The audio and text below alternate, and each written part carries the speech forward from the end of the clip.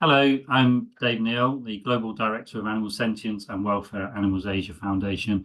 I want to talk to you today about something which impacts every single one of us, and that's the triple planetary crisis, this threat that our Earth faces through to climate change, due to pollution and waste and biodiversity loss. This is a threat which is now being recognised internationally. I'm glad to say, just last year, the UN Secretary General Antonio Guterres, recognising the triple planetary crisis threatens all life forms and obviously disproportionately actually affects people in poorer nations, as well as Inger Anderson, the United Nations Environment Programme, multilateral agreement around the world to try to protect our environment, recognising this as something which we need to take some very swift and immediate action to solve. If we look more regionally, here a speech given just last year by the Director General of the Department of International Cooperation at the Ministry of Ecology and Environment in China, once again recognising the threats that the globe faces and calling for multilateral agreements to be able to tackle those threats. And earlier this year, the Vietnamese Prime Minister, in a speech he made whilst in New Zealand, once again recognising climate change, disease risks, exhaustible energies, our exhaustible resources as some of the major challenges, and again highlighting the need for multilateralism, the need for the world to come together to be able to tackle these existential threats that we face. So let's have a look at them in a little bit more detail. Firstly, then, climate change, the production of greenhouse gases, which is causing our environment to rapidly warm. And where are we at? So we're trying to stay within what we call the 1.5 degree level of pre-industrial level of temperature, global temperature rises. This is our climate benchmark. Even with this 1.5 degrees, and we've been seeing this already now, actually 1.5 degrees, the last 12 months, on average, the globe has been 1.5 degrees higher. And over the last few years, we've seen increasing heat waves, so places which have had intense heat waves leading to forest fires, but also increase in storm intensities as well. We're seeing tropical corals beginning to die off. These are major areas for biodiversity. They're also huge carbon sinks, so these areas beginning to die off. And what we're now seeing is the tipping points of the ice sheets, which are beginning to melt and collapse, and the permafrost, which is thawing as well, which is then leading to more water into the environment, which is leading to sea level rise. If this continues and we continue to see these rises in temperatures, then the result becomes catastrophic. Once we get up to a level of 2.7 degrees, we're going to push 2 billion people on this planet outside of what we call the climate niche. So this is the climate range that we've evolved to live within over the last 10,000 years. And so people will not be able to survive as we have survived within those areas. 2 billion people on our planet. If we continue to go up and these temperatures rise at 3 degrees, we're going to see cities like Shanghai, Rio de Janeiro, Miami, and The Hague in Europe, all below sea level. And above 3 degrees, we'll see absolute catastrophic breakdown of society. The impact of things like food and water shortages, food price spikes as the food becomes shorter, then it's going to become much more costly to be able to get to that food as an individual. Supply chains breaking down, but also this will lead to millions upon millions of more refugees, and this is already a major problem in many countries, which countries are really beginning to struggle to deal with, and this is just the start of it, because once we start to see the climate refugees, then people are going to be trying to move in their millions away from these areas where they can no longer easily sustain life. What are the major causes of this? Well, global greenhouse emissions are coming from energy production. In fact, about a quarter of it's coming from energy production. A quarter of it is coming from our land use for agriculture and forestry, and then a lot from our industry and also from our transportation. If we look in more depth at our food production, then 26% of global greenhouse emissions is coming from food production, much of that coming from our livestock and our fish farms, 31% of that, but also due to the land use from from using lands for livestock, as well as growing food to feed to animals as well. And if we look at it per the types of animals that we produce, then actually things like beef farming is one of the major contributors, by far the greatest above most other animal production.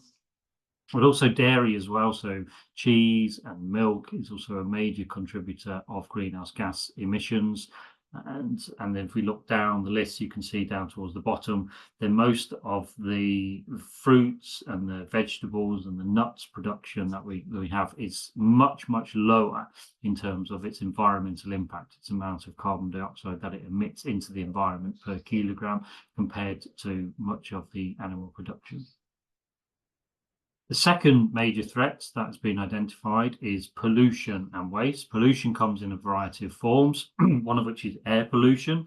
And air pollution is coming from our production, our energy production, so sulfur dioxide in particular being produced from our power stations. It comes from our transportation, nitrous oxides coming from motor vehicles in particular, and it comes from agriculture, our production of food from animals.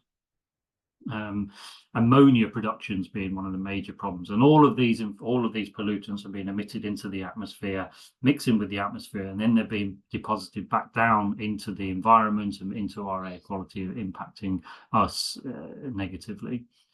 We also see major sources of water pollution, again coming from things like wastewater treatment works, which are then being pumped back into rivers and streams, leaching from landfill sites, from industrial runoff from factories, but also agriculture, so pesticides, fertilizers, which have been put onto the soils to continue to grow crops for ourselves, but also to grow crops to be fed to livestock, which are then leaching into the environment.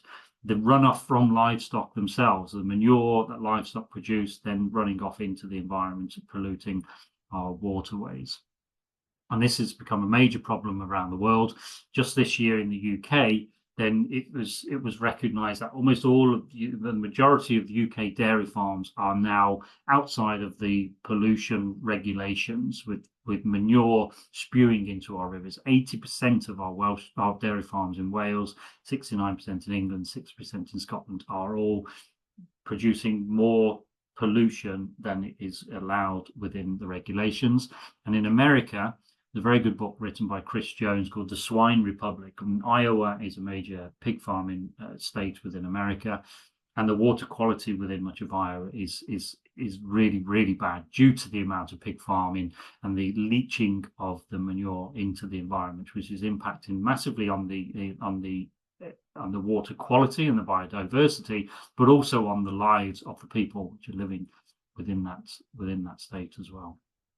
And in addition to things like the actual pollution from agriculture, we're seeing masses of pollution of waste, plastic waste in particular. And we see this now across beaches around the world, with plastics washing up on our beaches, and images like this where we're seeing turtles which are consuming plastic bags, which are leading to them dying as the bags get entangled within their stomachs. In many cases, animals dying because plastic may look like food sources like jellyfish within their environment, and then once they eat it, obviously it's having a major impact on them.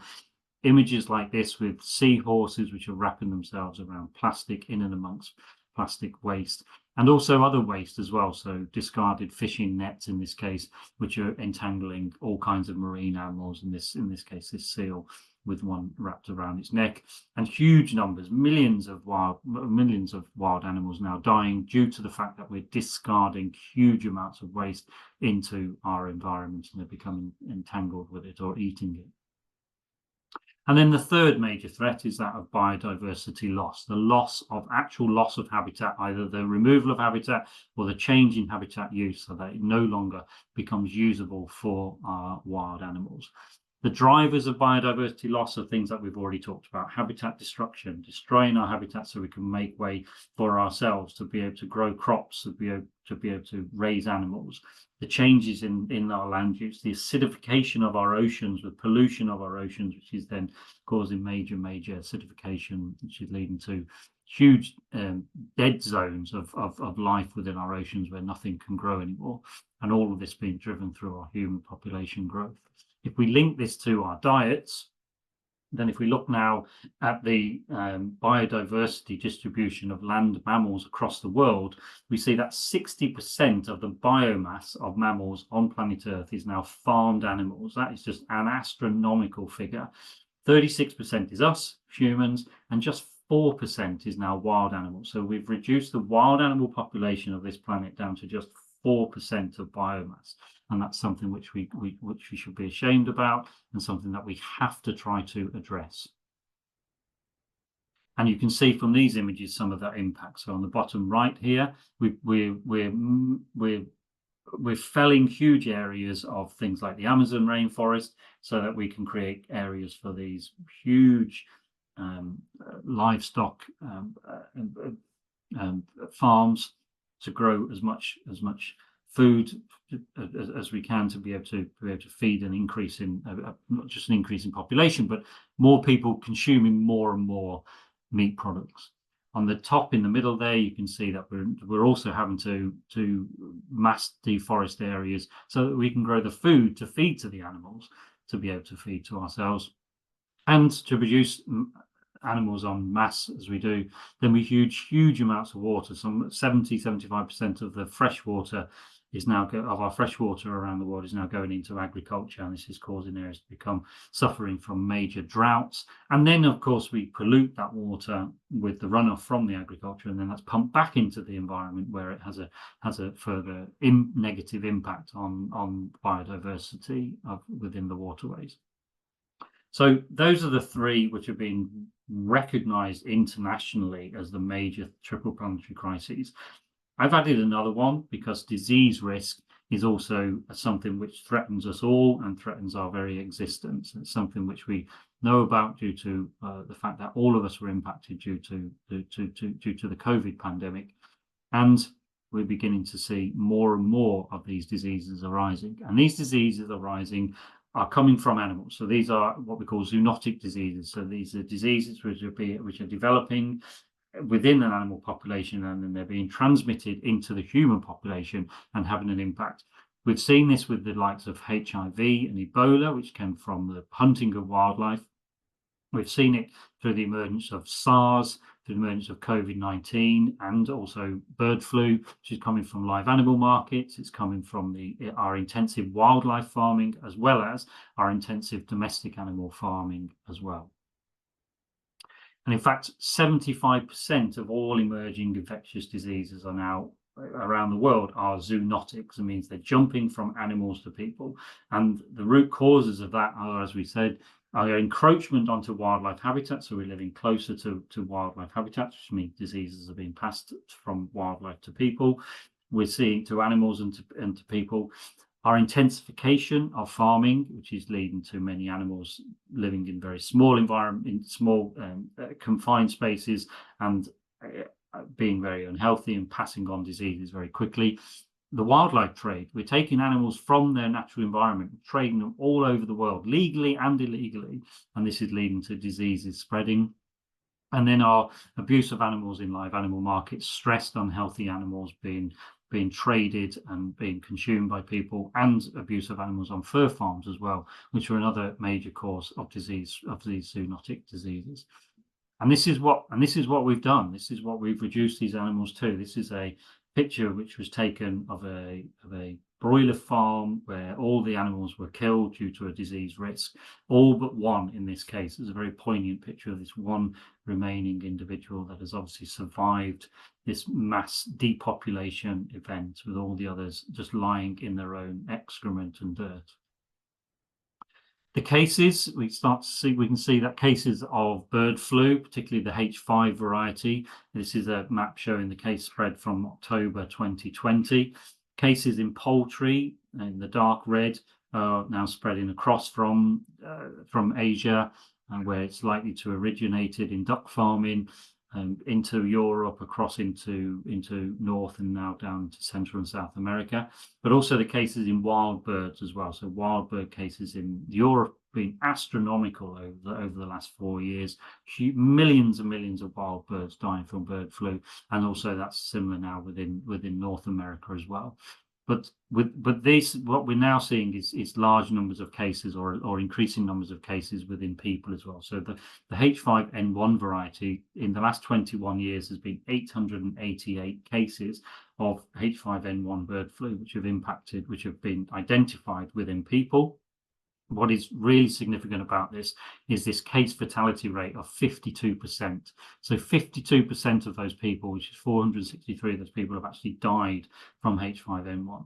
And this fatality rate is something that we should all take note of, because COVID-19 impacted all of us around the world. It had huge impacts upon us, but either personally or economically.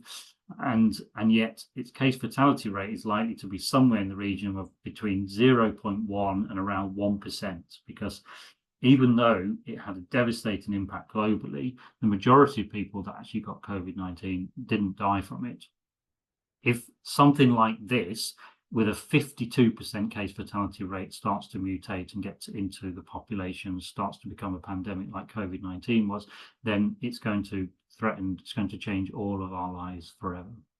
And it's coming due to the fact that we continue to raise animals in this way. We continue to push animals to the very limits of survival. So raising animals like broiler chickens here in factory farms, very, very close confinement. One animal becomes sick or picks up a disease and then passes that on to another, and this disease quickly mutates throughout that population.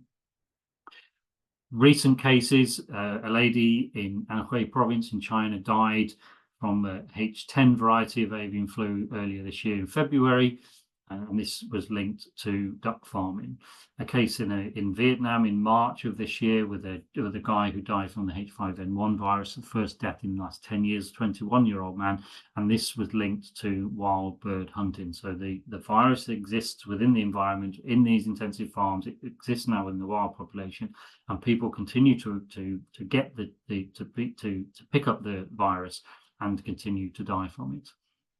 And we can see here, so the viruses are developing in the center here. They're developing on the factory farms due to the way that we raise animals. They're spreading throughout the domestic population, and then they're spilling over into the wild population. So they're going towards the left here. They're developing into the wild population, particularly within the birds, and then they're being distributed all over the world, mainly by migratory birds. They're then being passed back into the farm population through wild birds, then past the diseased wild birds, then pass that back on to animals back in agriculture. And all the time then, those viruses are likely being passed the other way into the human population as well. So at the moment, we're seeing people which are working on farms which are being impacted by getting zoonotic diseases, and particularly the bird flu. We're seeing people which are at wet markets, of the live animal markets. The only thing that hasn't really happened at the moment is an onward transmission from people to people. But I do believe that we are right on that precipice of that beginning to happen very soon, because we've already seen it happening. It's already spread from birds to other mammals. So we're now seeing it in cetacean populations, in dolphins and porpoises around the world. We've seen it en masse now in seals and sea lions, with hundreds of thousands, particularly recently in South America, hundreds of thousands of sea lions which have contracted avian flu and have then passed it on. So it's mammal to mammal transmission of seals and sea lions, and it's leading to hundreds of thousands of deaths of seals and sea lions around the world. And more recently, March of this year, we now start to see it in another farmed animal population, in the dairy cows in the US. So now we're seeing bird flu, which is developed and is spreading in dairy cow populations in many American states. And this the source of this may well be coming from wild bird populations, which are then contaminating the grounds which the dairy cows are living on. The cows themselves are showing symptoms of it, but in most cases don't seem to be getting too sick and are recovering from it, but they're then passing it on in their milk. So the avian bird flu is then in their milk. Unfortunately, the process of pasteurization of the milk, the heating of the milk, means that people consuming it aren't contracting the bird flu. But if that milk wasn't pasteurized, then the bird flu is still there. And we've also now started to see cases of this within the farm worker population as well, with increasing number of farm workers which are contracting bird flu from working with contaminated cows. This has now led to the chief scientist at the United Nations to say that the ongoing global spread of bird flu infections to mammals, including people, is now a significant public health concern. And again, we're seeing things like the Washington Post stating that if more dairy farm workers contract H5N1 variety, then we are at risk of a pandemic. So we're now seeing within the press the talk from pandemic experts about the very real risk that this is going to mutate to be human-to-human transmission, which we haven't seen as yet. But if we do, then this will be which will impact all of our lives. So that's our triple planetary crisis: the threat of climate change, the threat of pollution and waste, the threat of biodiversity loss. I've added the triple planetary crisis +1 because I think that the threat of disease risk is great as well.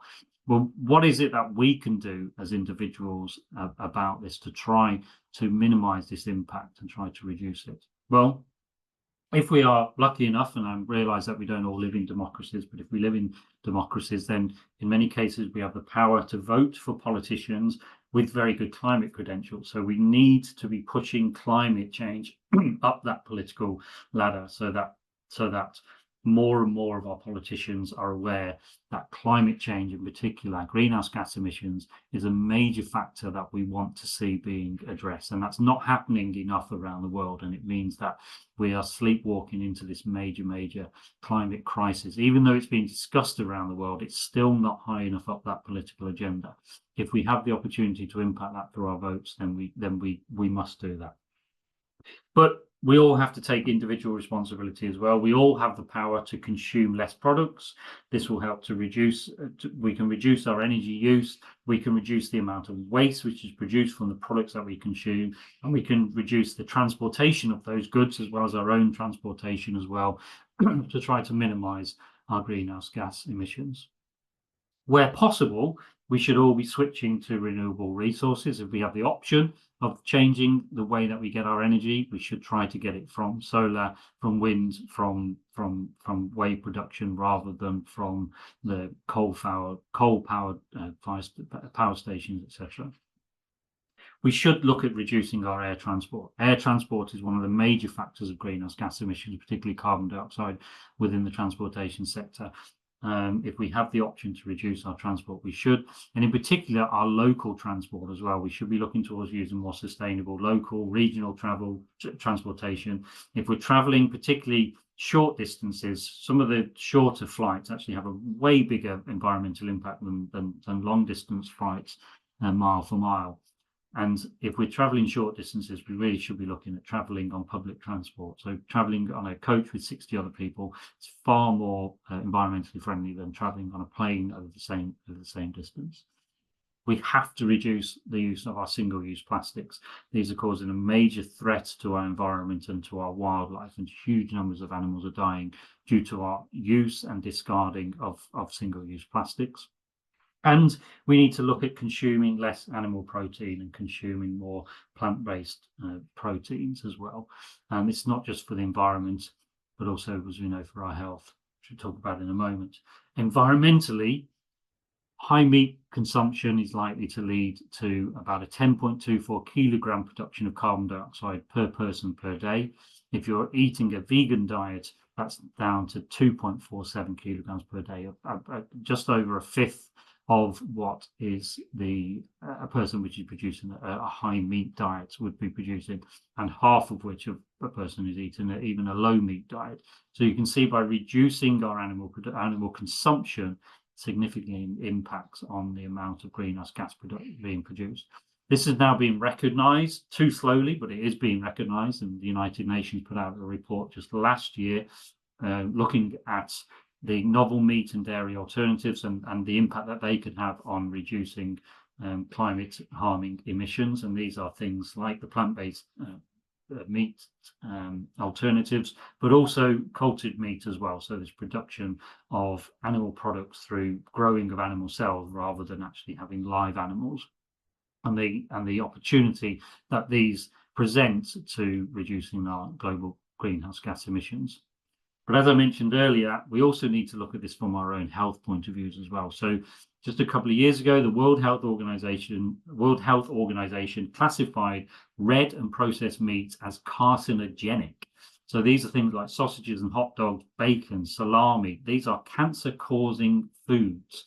And consuming pork and beef and meat from sheep, lambs is also probably causing cancer. So these are red meats, as well as knowing that these consuming these products causes various types of cancer. We also know that they lead to increased risk of diabetes and increased risk of heart disease as well. So major threats. And then also increased risk of cancers coming from our dairy consumption as well. This was a very big study done with over 500,000 participants in China, following participants for over 11 years.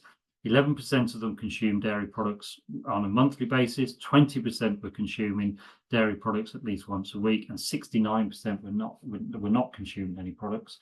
The results show, after this very, very long survey, over 29,000 new cases of cancer, and it demonstrates that regular dairy consumers had a significantly higher risk for things like liver and breast cancer. And if you had for every 50 grams more of dairy intake, that risk increased by 12% for liver cancer and 17% for breast cancer. So again, a very real risk for developing cancers through the consumption of dairy products. And of course, then we've got the animals themselves as well, and the suffering that they go through, not just on these intensive farms, but once the diseases hit these intensive farms, these mass depopulation events, which are causing animals major amounts of suffering. And on the left here, you can see the burying of pigs alive, which has happened around in various parts of the world, particularly during swine flu, where the easiest option for the farmer is actually just to round animals up and just to put them in a pit and then to bury them. And the huge amounts of suffering that will have been caused leading to these animals. And then on the right hand side, what we now that picture was really from a farm in America where we're now seeing something called ventilation shutdown, and this is literally cooking animals alive, and this is being done legally. And so where bird flu is spreading on these farms, then the ventilation to the farms is being completely shut down. This then leads to animals suffocating. It leads to animals dying of heat stress and organ failure, and a huge amount of suffering as farmers just completely discard any animal welfare regulations or any respect for the animals themselves, and just want to kill those animals as quickly as possible without anybody actually having to go in and remove them. So huge amounts of suffering being caused. So finally, just to wrap this up then, we have the evidence that our high levels of consumerism are contributing to greenhouse gas emissions. They're contributing to high energy production and huge amounts of waste. We have evidence that the air and car transport is significantly contributing to greenhouse gas emissions and to pollution. And we have the evidence that animal agriculture is significantly contributing to greenhouse gas emissions, land and water pollution, as well as biodiversity loss and this risk of disease, this zoonotic disease risk that we all face, as well as we have the evidence that animal consumption is negatively impacting upon our own health.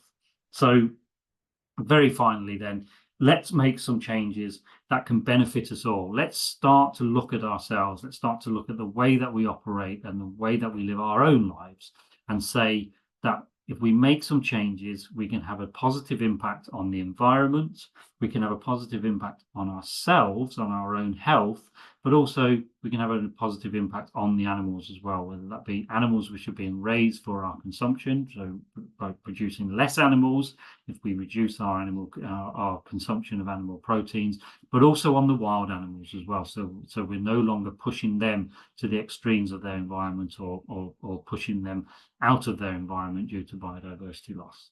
So thank you very much for listening.